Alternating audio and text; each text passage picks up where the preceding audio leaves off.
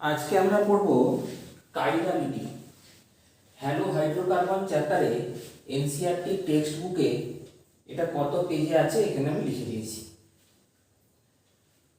তো আমরা জানি যে লাইট হচ্ছে একটা ইলেকট্রোম্যাগনেটিক ওয়েভ, যা ইলেকট্রিক কম্পোনেন্ট আর ম্যাগনেটিক কম্পোনেন্ট যদি এক্স আর ওয়াই অ্যাক্সিস বরাবর থাকে, তাহলে direction of propagation of light অর্থাৎ আলোর এগিয়ে যাওয়াটা হবে জেড অ্যাক্সিস বরাবর। তো এইরকম আলোকে আমি যদি নিকোল প্রিজম, উইলিয়াম নিকোল এটা আবিষ্কার করেছিলেন বলে এরকম নাম, এর ভেতর দিয়ে পাঠানো হয়, তখন প্লেন পোলারাইজড লাইট তৈরি হয়। এটার মানে কি? ধরো আমি যদি আমার মাথার চুলগুলোকে এলোমেলো করে দিই, তাহলে সেটা হচ্ছে এমনি লাইট। আর যদি তারপরে ভালো করে চুলটাকে আঁচড়ে নিয়ে কম্বিং করে দিই, তখন এই দিকের গুলো যদি সব ইলেকট্রিক কম্পোনেন্ট হয়, এইগুলো ম্যাগনেটিক কম্পোনেন্ট। হ্যাঁ, প্রোভাইডেড দ্যাট তাদের মধ্যে 90 ডিগ্রি অ্যাঙ্গেল থাকতে হবে, যেটা এখানে নেই। তাহলে এই প্লেন পোলারাইজড লাইটকে পোলারিমিটার টিউব বলে একটা যন্ত্র ব্যবস্থা আছে, তার ভেতর দিয়ে যদি পাস করানো হয়, তারপর এইখানে চোখ রেখে দেখতে হবে। যদি দেখা যায় যে এখানে একটা কালারের চেঞ্জ হয়, যদি দেখা যায় কালারটা চেঞ্জ হবে, যদি দেখা যায়, যখন যদি বুঝতে পারো যে কালারটা পরিবর্তন হচ্ছে, তার মানে হচ্ছে plane of the plane polarized light is rotated by the substance. তখন এই সাবস্ট্যান্সটাকে, ভিতরে যে পদার্থটা আছে, তাকে বলতে হবে অপটিক্যালি অ্যাক্টিভ। সে অ্যাক্টিভ কেন? কারণ সে plane of the plane polarized লাইটকে রোটেট করতে পেরেছে। তো যদি সেটা করতে পারে, তাহলে আমরা তার স্ট্রাকচার সম্পর্কে একটা ধারণা করতে পারি।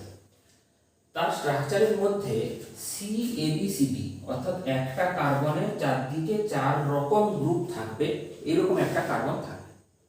এই কার্বন অ্যাটমটাকে, এই CABCD এই কার্বনটাকে আমরা একটা স্টার চিহ্ন দিয়ে বোঝাবো। একে কাইরাল কার্বন বা স্টিরিও সেন্টার বা অ্যাসিমেট্রিক সেন্টার বলে। এবার ব্যাপারটা হচ্ছে, যাদের ক্ষেত্রে এইরকম হয়, চারিদিকে 4টে গ্রুপ থাকে, তাদের মধ্যে সিমেট্রি ব্যাপারটা অ্যাবসেন্ট থাকে। হোয়াট ইজ সিমেট্রি আমরা এখনই আলোচনা করব। সিমেট্রি ব্যাপারটা থাকে না। আর যদি সিমেট্রি না থাকে, তার সাথে লাইট ইন্টারঅ্যাক্ট করে, তখন তার plane of the plane polarized লাইটটা রোটেট করতে পারে। এবার এই যে প্লেন পোলারাইজড লাইটটা রোটেট করলো, দুরকম হতে পারে। এটা ডান দিকে যদি রোটেট করে, তাহলে একে ডেক্সট্রো রোটেটারি সাবস্ট্যান্স বলতে হবে, যাকে ছোট হাতের ডি বা প্লাস চিহ্ন দিয়ে প্রকাশ করা হয়। আর যদি বাম দিকে রোটেট করে, তাহলে পদার্থটাকে বলা হবে, যেটার মধ্যে আছে, বলা হবে লিভো রোটেটারি, ছোট হাতের এল বা মাইনাস দিয়ে বোঝানো হয়। তো এটা কিন্তু পিওরলি এক্সপেরিমেন্টাল, পরীক্ষা নিরীক্ষা না করে মলিকিউলটাকে দেখে কোনোভাবেই বলা সম্ভব নয় যে এটা কি ডেক্সট্রো রোটেটারি হবে না লিভো রোটেটারি। হ্যাঁ, যদি CABCD টাইপ কার্বন থাকে, বলা যাবে যে সেটা অপটিক্যালি অ্যাক্টিভ। তো এই যে ছোট হাতের ডি আর ছোট হাতের এল, আর এই বড় হাতের ডি আর বড় হাতের এল একই জিনিস নয়। বড় হাতের ডি আর বড় হাতের এল হলো ফিশার প্রজেকশন ফর্মুলাতে কনফিগারেশন। লুইস ফিশার এটা আবিষ্কার করেন, তার নাম অনুসারে হয়েছে। তো এই ধরনের প্রজেকশন ফর্মুলা কিভাবে লিখতে হয়, আমি একটা উদাহরণ দিয়ে এখানে দেখিয়েছি। এখানে ফিশারের ডিভাইডকে দেখানো হয়েছে। এক্ষেত্রে যেটা ভার্টিক্যাল লাইন, সেইটা বরাবর লংগেস্ট কার্বন চেনকে লিখতে হয়, আর সবচেয়ে উপরে মোস্ট অক্সিডাইজড গ্রুপটাকে লিখতে হয়। এইখানে একটা স্টার চিহ্ন দেখতে পাচ্ছ, মানে এটা কাইরাল কার্বন।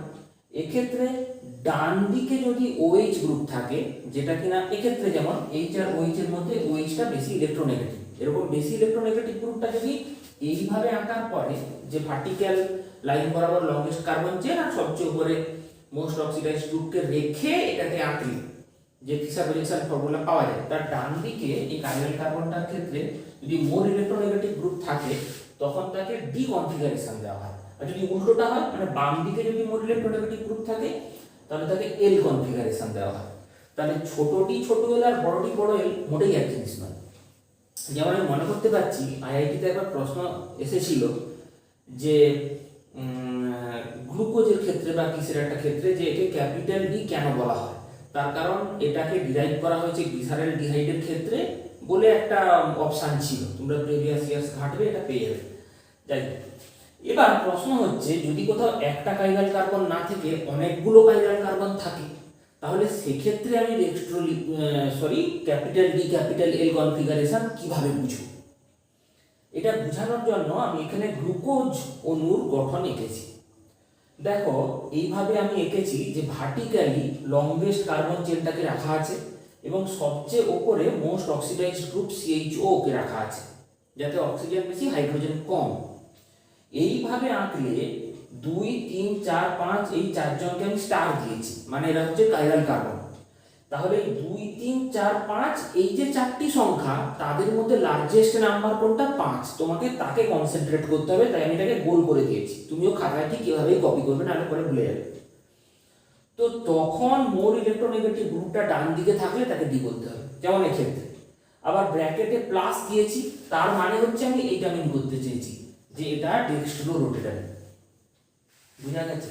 তো যাই হোক, এখানে CABCD কে আমি ফ্লাইং ওয়েজ রিপ্রেজেন্টেশন মানে মলিকিউলকে লেখার একটা কায়দা, একটা টেকনিক, যেখানে মোটার যে বোল্ড লাইন বোর্ডের এদিকে আছে, ডটেড লাইনটা ওদিকে আছে, আর যেটা এমনি সাধারণ লাইনটা বোর্ডের প্লেনে আছে, এইভাবে বোঝানো হয়। তো একে যদি আমি আঁকি, আমি এই দুভাবে একে আঁকতে পারি। এর স্টিরিও সেন্টার বা কাইরাল কার্বনটাকে স্টার চিহ্ন দিয়ে দেখিয়েছি। দেখো এই দুজনের মধ্যে একজন ডেক্সট্রো একজন লিভো, কিন্তু কে ডেক্সট্রো কে লিভো আমার পক্ষে বলা সম্ভব নয়, পিওরলি এক্সপেরিমেন্টাল ইন নেচার, যেটা একটু আগে আমি বলছিলাম।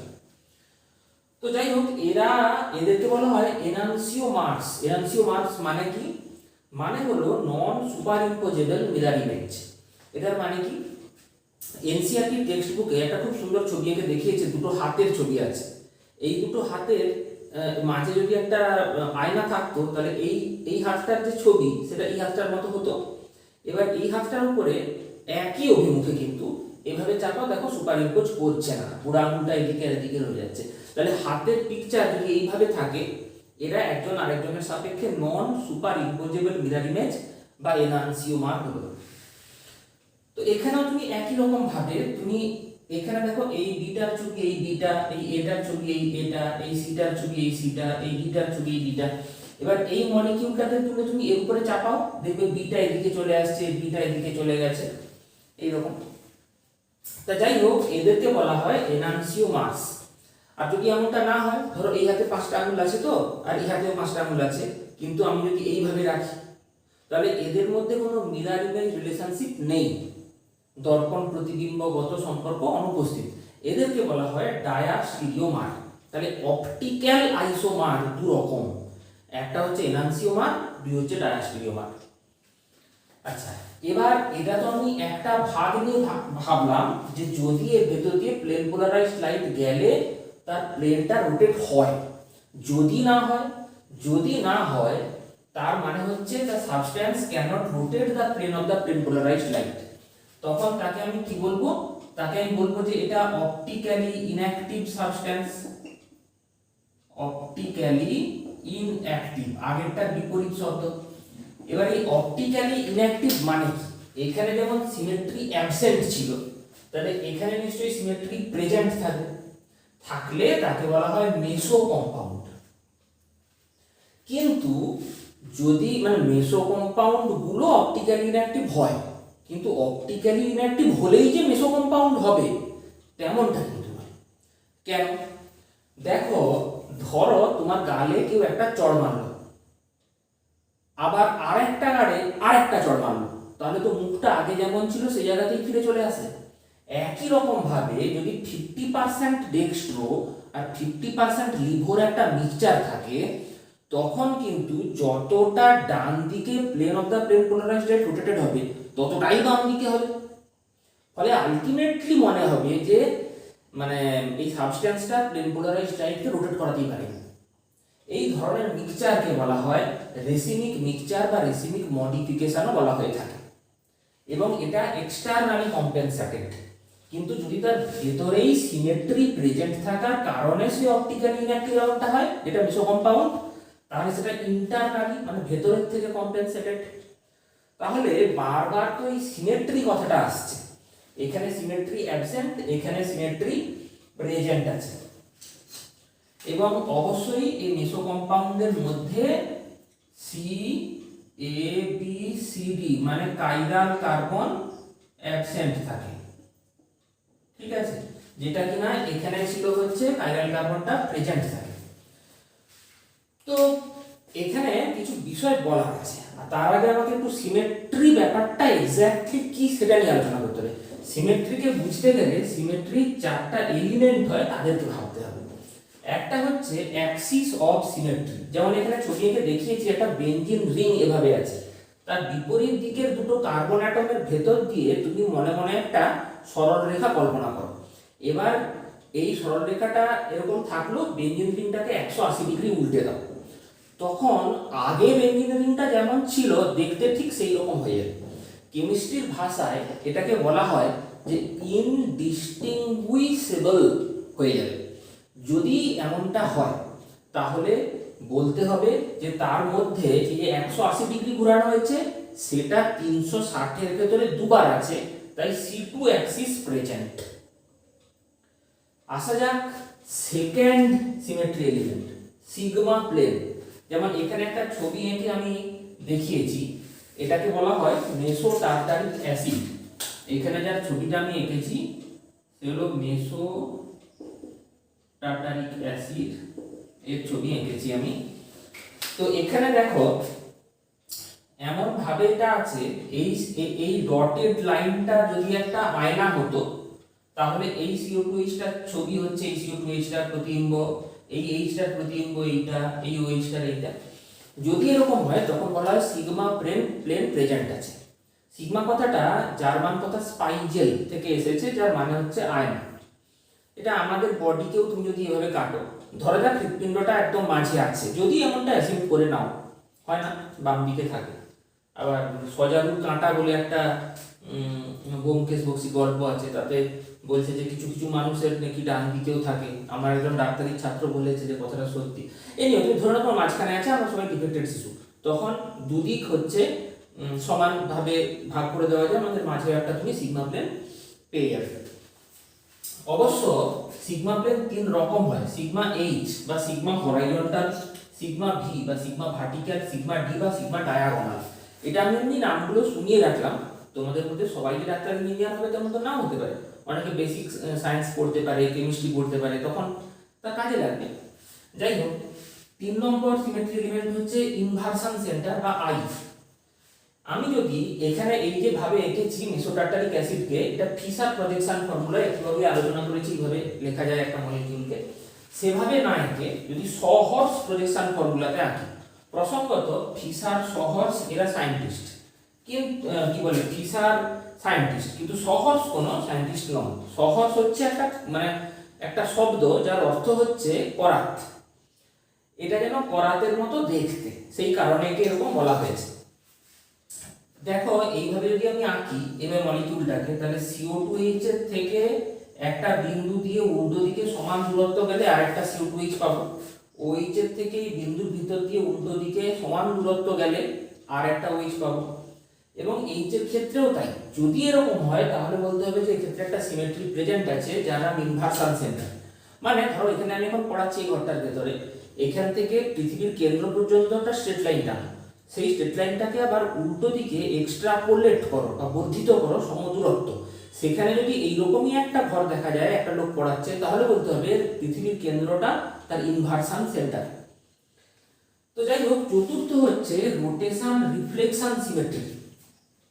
এটাকে এসএন অ্যাক্সিস দিয়ে বোঝানো হয়, মানে প্রথমে ধরো 180 ডিগ্রি অ্যাঙ্গেলে মলিকিউলটাকে ঘোরালাম, তারপরে একটা আয়না রাখলাম, তাতে যে ছবিটা আসবে প্রথমে রোটেশন তারপরে রিফ্লেকশন, সেই ছবিটা একদম প্রথমে যে মলিকিউলটা ছিল তার সাথে ইনডিস্টিংগুইশেবল বা পার্থক্য করা যাচ্ছে না এমন যদি হয়ে যায়, তাহলে বলতে হবে তার মধ্যে S2 অ্যাক্সিস আছে। কেন? ওই যে 180 ডিগ্রি রোটেশন করানো হয়েছিল সেটা 360 এর ভেতরে দুবার আছে। আমাদের বেশি কাজে লাগবে এই 2 আর 3, এই ধারণাটা যেন তোমার মধ্যে একদম ক্লিয়ার থাকে। তো যাই হোক, এখানে তুমি এবার সিমেট্রিটা কেন তোমাকে বোঝালাম তার কারণ আছে। তার কারণ হচ্ছে দেখো, আমি একটু আগে বলছিলাম যে যেটা অপটিক্যালি অ্যাক্টিভ তার মধ্যে কাইরাল কার্বন প্রেজেন্ট আছে এবং সিমেট্রি অ্যাবসেন্ট আছে। আবার যেটা অপটিক্যালি ইনঅ্যাক্টিভ তার মধ্যে কাইরাল কার্বন অ্যাবসেন্ট আছে কিন্তু সিমেট্রি প্রেজেন্ট আছে, মনে করতে পারছো? এবার এই যে দুজন, যে সিমেট্রি আর কাইরাল কার্বন, এদের মধ্যে কে বেশি গুরুত্বপূর্ণ আর কি, মানে অপটিক্যালি অ্যাক্টিভ ইনঅ্যাক্টিভ হওয়ার পেছনে মানে মোর ফান্ডামেন্টাল কে, আমি সেইটা নিয়ে আলোচনা করতে চাই। ধরো এখানে যে ছবিটা আমি এঁকেছি, এখানে এই কার্বনটার দিকে তাকাও, দেখো এর একদিকে CO2H, একদিকে H, একদিকে OH, আর একদিকে এই পুরো বড় গ্রুপটা, তাহলে এটা CABCD টাইপ, তাই একে আমি স্টার চিহ্ন দিয়েছি। নিচেরটাও তাই, অর্থাৎ এখানে দুটো কাইরাল কার্বন প্রেজেন্ট আছে, কিন্তু তা সত্ত্বেও এটা কিন্তু অপটিক্যালি ইনঅ্যাক্টিভ বা মেসো কম্পাউন্ড। এখানে মেসো শব্দটা দেওয়া আছে, এমনটা কেন? তার কারণ এর মধ্যে সিগমা প্লেন আছে। অর্থাৎ কি দাঁড়ালো, যদি কাইরাল কার্বন থাকেও কিন্তু সিমেট্রি প্রেজেন্ট থাকে, তাহলে কিন্তু অপটিক্যালি ইনঅ্যাক্টিভ কম্পাউন্ড বা মেসো কম্পাউন্ড তৈরি হবে। তাহলে এমনটা কেন হয় যে সিমেট্রি অ্যাবসেন্ট থাকলে সিএবিসিডি হয়? আসলে সিমেট্রি অ্যাবসেন্ট থাকলে সিএবিসিডি হয় ঠিক তা নয়, সিএবিসিডি থাকলে সাধারণত সিমেট্রি অ্যাবসেন্ট থাকে। এখানেও সেই জিনিসটা দেখানো হয়েছে যে দেখো চারিদিকে চার রকম আছে সিএবিসিডি, তা সত্ত্বেও সিমেট্রি প্রেজেন্ট থাকার কারণে কিন্তু এটা অপটিক্যালি ইনঅ্যাক্টিভ হয়ে গেছে। তাহলে মেন মোর ফান্ডামেন্টাল হচ্ছে সিমেট্রি। তোমাকে এই প্রসঙ্গে এই উদাহরণটা দেখাই। এখানে দেখো দুটো বাইফিনাইল রিং আছে, কিন্তু এখানে অর্থোপলিসারে যে গ্রুপগুলো রয়েছে তাদের মধ্যে স্টেরিক ইন্টারঅ্যাকশনের কারণে প্লেনারিটিটা নষ্ট হয়ে গেছে, মানে বাইফিনাইলটা এরকম ছিল এরকম হয়ে গেছে। প্লেনারিটি নষ্ট হওয়ার কারণে এখানে কিন্তু এখন আর সিমেট্রি নেই, সিমেট্রিটাও নষ্ট হয়ে গেছে। কিন্তু এখানে কোথাও কোনো কাইরাল কার্বন নেই। কাইরাল কার্বন না থাকা সত্ত্বেও যেহেতু এখানে সিমেট্রি নেই, সুতরাং কিন্তু এটা অপটিক্যালি অ্যাক্টিভ হয়ে যায়। এই ধরনের উদাহরণ যেখানে কাইরাল কার্বন নেই তবুও কিন্তু অপটিক্যালি অ্যাক্টিভ হয়, তার কারণ হচ্ছে সিমেট্রি অ্যাবসেন্ট, মানে সিমেট্রি অ্যাবসেন্ট তাই এটা অপটিক্যালি অ্যাক্টিভ, যদিও এখানে কাইরাল কার্বন নেই। এই ধরনের আইসোমারিজমকে বলা হয় অ্যাক্রোপ আইসোমারিজম। তাহলে আমরা এখান থেকে কি বুঝলাম, যে সিএবিসিডি হলে যে এনভায়রনমেন্টটা হয় তাতে সিমেট্রি থাকে না বলে আমরা এটা বলে থাকি যে এটা অপটিক্যালি অ্যাক্টিভ হয়। তবে এরকম অনেক পরিস্থিতি আছে যেখানে কাইরাল কার্বন থাকা সত্ত্বেও অপটিক্যালি অ্যাক্টিভ হয় না, আবার কাইরাল কার্বন না থাকলেও অপটিক্যালি অ্যাক্টিভ হয়। তাহলে সমস্যাটা কোথায়? সমস্যাটা হচ্ছে সিমেট্রি ইজ মোর ফান্ডামেন্টাল। তোমাকে সিমেট্রি অনুসারে ভাবনা চিন্তা করা উচিত। যদি সিমেট্রি প্রেজেন্ট থাকে তাহলে কাইরাল কার্বন থাকলেও সেটা অপটিক্যালি অ্যাক্টিভ হবে না, এবং যদি সিমেট্রি অ্যাবসেন্ট থাকে তাহলে যদি কাইরাল কার্বন নাও থাকে তাহলে সেখানে অপটিক্যালি অ্যাক্টিভ হবে। অর্থাৎ জেনারেলি দেখা যায় যে সিএবিসিডি বা কাইরাল কার্বন যেখানে থাকে সেখানে সিমেট্রি থাকে না। তাই বোঝানোর সুবিধার্থেই সিএবিসিডি বুঝিয়ে অপটিক্যালি অ্যাক্টিভ দেখতে বলা হয়। জেনারেলি এমসিকিউ গুলো ওই ব্যাপারটা মাথায় রাখলেই চলে আসে যে সিএবিসিডি মানে সিমেট্রি অ্যাবসেন্ট, মানে এটা অপটিক্যালি অ্যাক্টিভ হবে।